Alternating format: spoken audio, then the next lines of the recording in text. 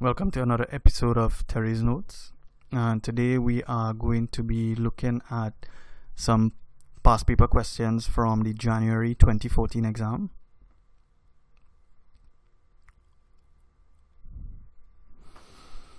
Okay, question 2. The process of electrolysis has a number of useful applications. During the purification of copper by electrolysis, special electrodes are used to give the desired products. So the first part is we're asked to define what is electrolysis, and you need to remember that when you are given definitions you need to be very precise. So electrolysis is the process by which electrolytes are decomposed by an electric current. Just to refresh your memory as to what electrolysis is, we have a container, we have an electrolyte,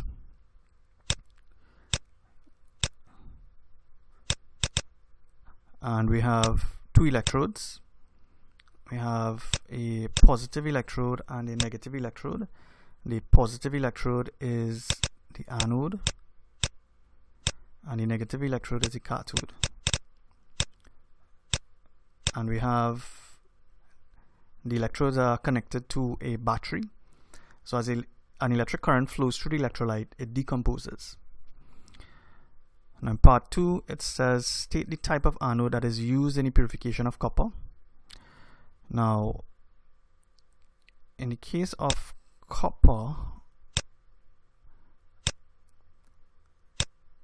when we are purifying copper, we have an electrolyte which is copper 2 sulfate, aqueous copper 2 sulfate, and we're going to have two electrodes inside. We have the anode, which is positive, and we have the cathode, which is negative.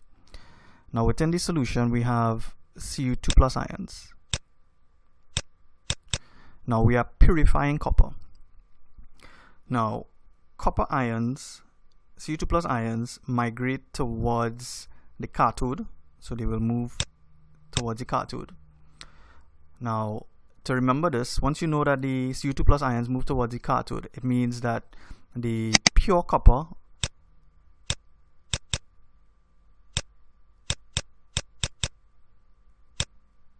is the cathode, and as fast as Cu2 plus ions are being removed from the aqueous solution of copper sulfate, it needs to be replaced. Therefore, we need to put Cu2 plus ions back in solution. And the only way we can do that is by making the anode, which is a positive electrode, we have to make that copper, right? So that is why the anode is copper in this case. Part B, figure 2 depicts the apparatus that is used to electrolyze a sample of molten lead bromide. Lead bromide is a solid, but in this case they are telling you that it is molten, and that is why we can perform electrolysis on it, okay? Because the Pb2 plus ions and the Pb2 plus ions and the bromide ions become mobile when they are molten, okay? So which of the electrodes, electrode 1 or 2 in the diagram, is the cathode? Now we just said that the cathode is the negative electrode, okay? So therefore electrode 2 is the cathode, okay?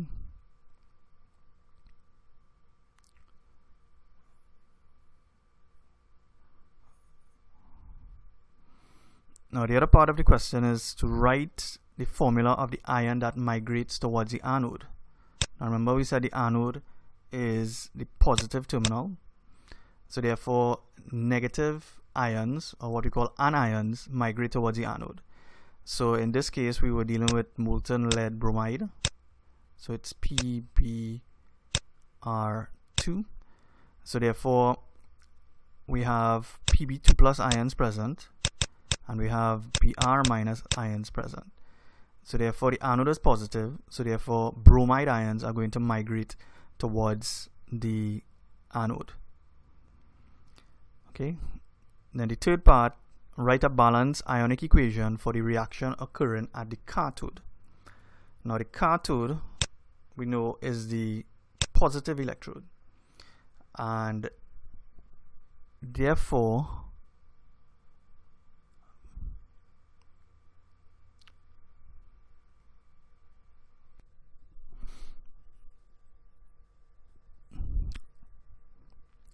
the cathode is the negative electrode. My mistake. Okay, so at the cathode, remember we said we have Pb2 plus ions present and Br minus ions present. So the cathode is negative, therefore Pb2 plus ions are going to migrate towards the cathode. And the equation for this is Pb2 plus 2 electrons produces Pb. Now, be very careful when you are writing half equations. Okay, so we started off with Pb2 plus ions, and if we expect to get lead, we must add 2 electrons. So that's why we have the 2 here. Okay, and now we have a calculation in this case, and the question is, a current of 5 amperes is passed through the molten lead to bromide for 5 minutes. Calculate the mass of lead that would be deposited. Okay, so they give us pieces of information here. The first piece is the current, which is 5 amperes. They also told you that the time is 5 minutes. Alright, so the first thing we should do is find the amount of charge that is flowing. So charge Q is equal to IT. So it will be 5 amperes multiplied by the time. But if you recall, time should be in seconds. So we need to convert the 5 minutes into seconds. So that's why we have 5 multiplied by 60. And that gives us 1500 coulombs. So now we are concerned with lead. So we must use the half equation. Okay. So from the half equation, we can see that this number 2 tells us that 2 Faradays produces 1 mole of lead. Okay, because the coefficient of this lead here is 1, and we know that it's 2 Faradays because we have 2 sets of electrons here. So 2 Faradays produces 1 mole of lead. So therefore 2 multiplied by 96,500 coulombs, because remember that the Faraday's constant F is 96,500. So therefore 2 multiplied by 96,500 coulombs produces 207 grams of lead. Where we got the 207 from? The relative atomic mass of lead is 207.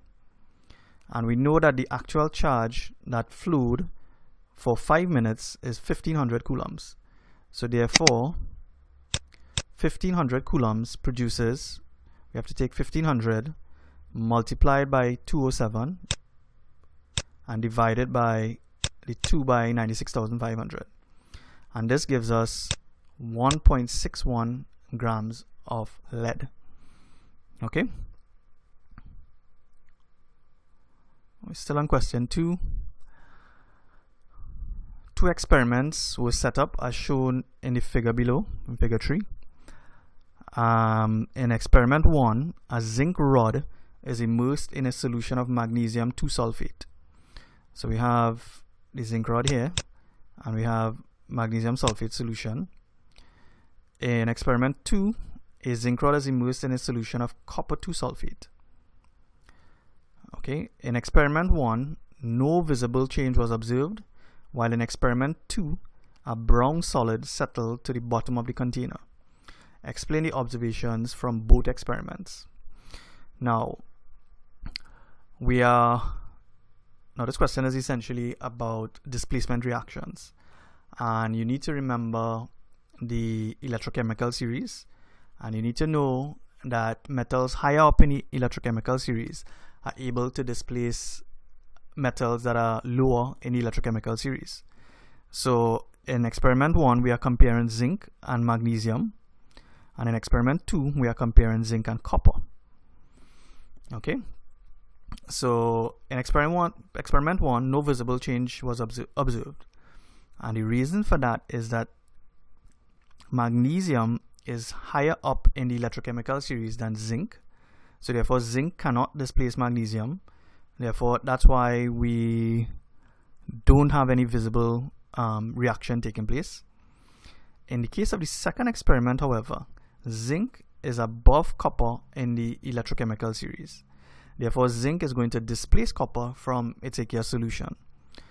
So what is going to happen? Now, copper 2 sulfate is blue, okay, and zinc is going to go in solution as Zn2 plus, and the copper that is in solution is going to be deposited as copper solid. Okay, so let's look at the explanations here. Okay, so zinc is below magnesium in the electrochemical series. Zinc will not displace magnesium from an aqueous solution. Therefore, no visible reaction occurs in experiment 1. In the case of experiment 2, zinc is above copper in the electrochemical series, and therefore zinc will displace copper from an aqueous solution. Cu2 plus aqueous ions are responsible for the blue color. Zinc goes into solution as Zn2 plus, while Cu2 plus ions are converted into copper solid, which is the brown solid that settles at the bottom. Okay, so whenever you see a question where you are taking a metal and placing it into an aqueous solution, you just need to recall the electrochemical series and then make decisions based on what you know about the electrochemical series. Now let's look at question 3. So we have 3 organic compounds shown below: compound A, compound B, and compound C, and state the name of the homologous series to which each of the compounds B and C belong. So before we even do that, compound A, we can tell that it's an alcohol because it has the OH group present. Compound B, so A is an alcohol. Compound B is an alkene, alright, because alkenes contain carbon and hydrogen, and we only have single bonds present in an alkene. Okay, there are no double bonds present here. And compound C, if we look, we have this group here, which is the carboxylic acid,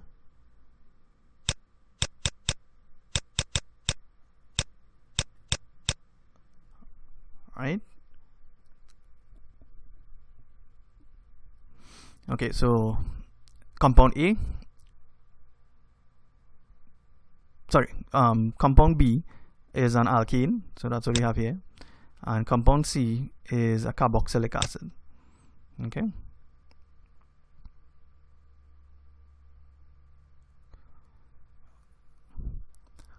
Okay, part B. Question says a compound burns with a blue flame in oxygen. Compound A burns with a blue flame in oxygen. Write a balance equation for this reaction. Now remember what A was. A was an alcohol, and alcohols burn in oxygen to produce carbon dioxide and water. So first we write down the formula for the compound, which is ethanol, which is C2H5OH, and we are reacting it with oxygen, and we know we are getting CO2 and H2O. Always remember to balance your equations. Okay, so C2H5OH plus 3O2 produces 2 CO2 plus 3 H2O. Now part C says state which of the two compounds, A or B, is more soluble in water and give a reason for your answer. So remember, A was the alcohol and B was the alkene. So the one that is more soluble will be the alcohol, and the reason for that is that water is H2O, but remember water is a polar solvent, so we have a delta minus charge here and a delta plus charge, a delta plus, and the reason for that is oxygen is more electronegative than hydrogen.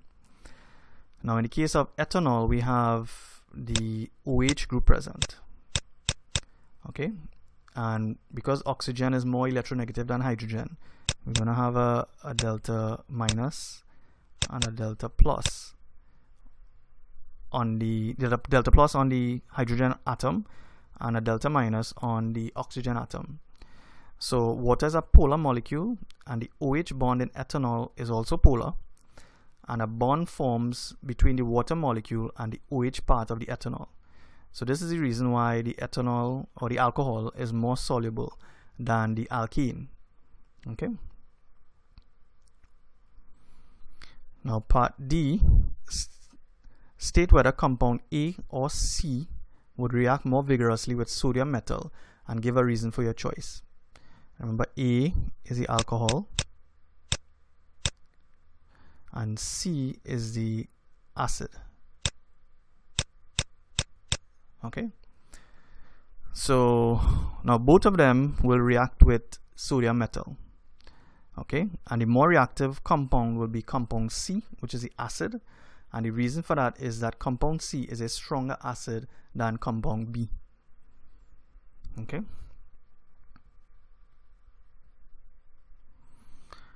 part E, it says to write a balance equation for the reaction of compound C with sodium metal. So in this case we have ethanoic acid plus sodium giving us sodium ethoxide and hydrogen gas. So you need to know that when you react an acid with a metal, we get a salt and hydrogen gas. In this case, the acid is ethanoic acid, so therefore the salt we are going to get is sodium ethoxide, and we will get hydrogen gas. And again, remember to balance your equations. And part F, describe one test that could be used to identify the gas that is produced in the reaction of compound C with sodium.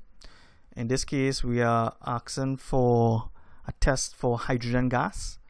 So what we need to do is to collect the gas in a container, maybe a test tube, and we place a lighted splint into a container with the gas, and you hear a squeaky pop, which is a tiny explosion really.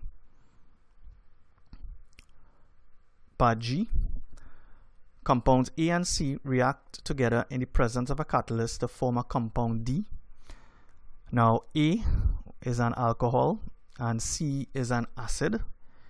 So we expect that compound D will be an ester. Okay, so this process is called esterification.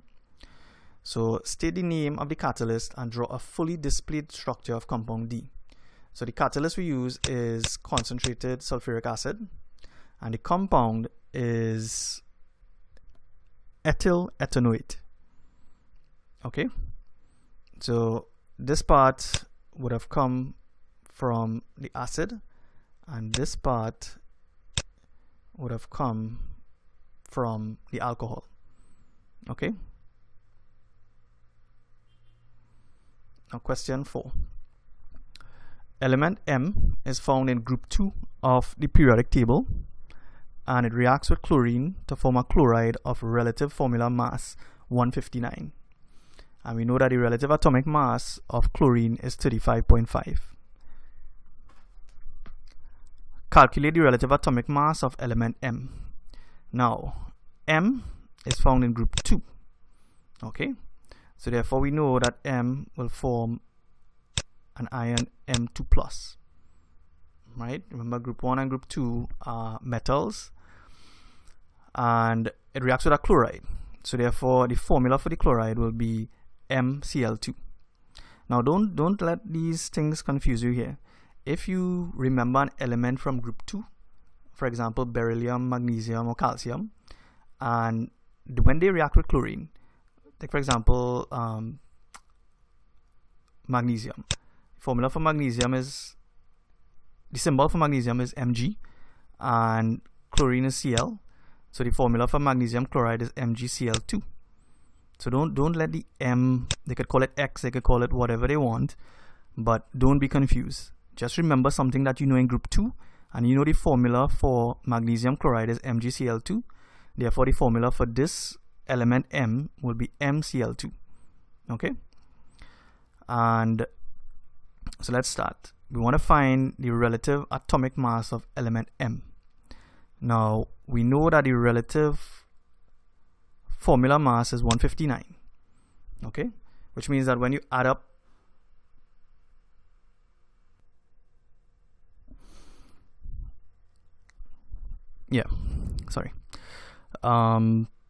okay, so we know the relative formula mass is 159.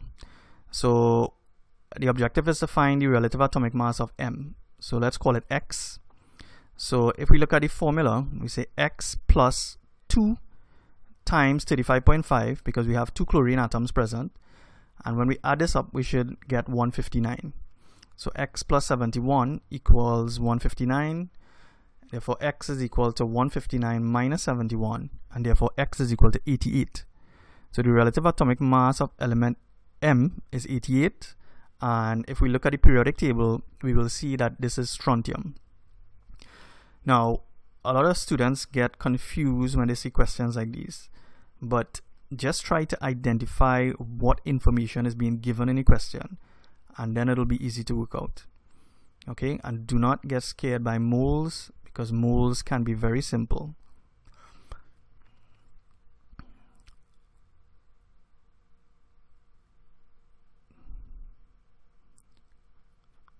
Okay, the other part of the question, write a balance equation including state symbols to show the formation of the chloride of M.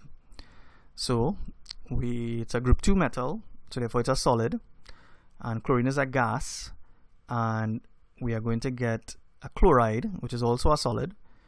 So you may have seen, let's say magnesium plus Cl2 produces MgCl2. Okay, in this case it was just a metal that was called M. In this case it's strontium. Okay, so always go back to something that you know.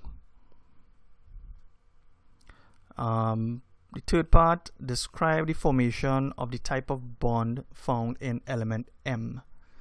So element M is group 2, and we know it's a metal. So M is a metal, and the type of bonding is metallic. Okay, because if something is a metal, there's metallic bonding present. Each atom of M contributes 2 electrons to the sea of electrons that hold the positive metal ions together. Now, in a metal, if you need to recall the structure of a metal, we have positive metal ions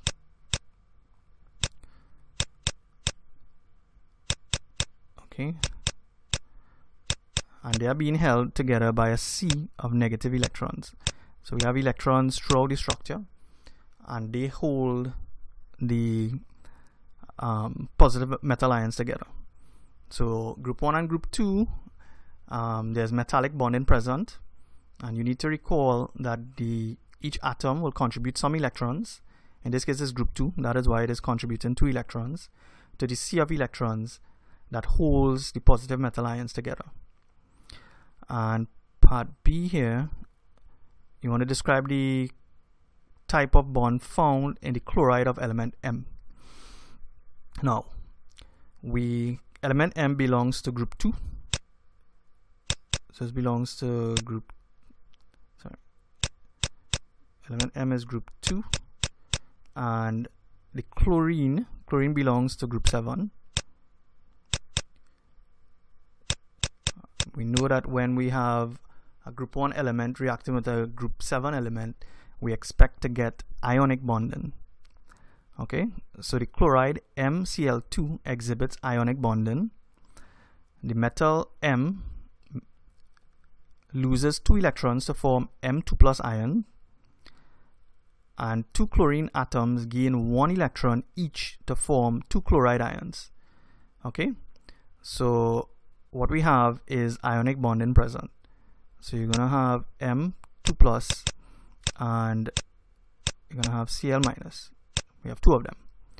Okay, and the bonding here is ionic, so you have strong electrostatic forces between M2 plus and Cl minus. Now question 4, The bonding of various substances can account for properties they display. Graphite is used as an electrode, whereas element M is not likely to be used as an electrode.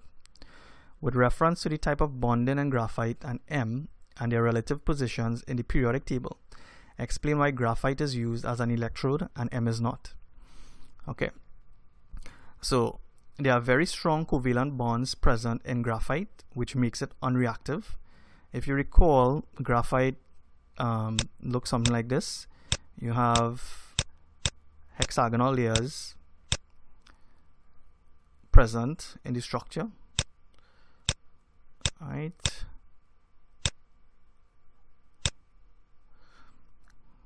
And you have several layers of these.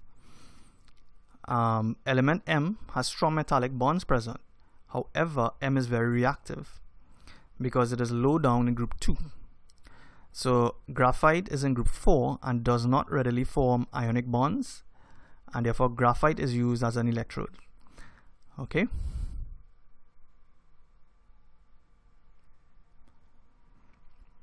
And the last part of the question, draw a diagram to show the bonding in the element chlorine. Okay.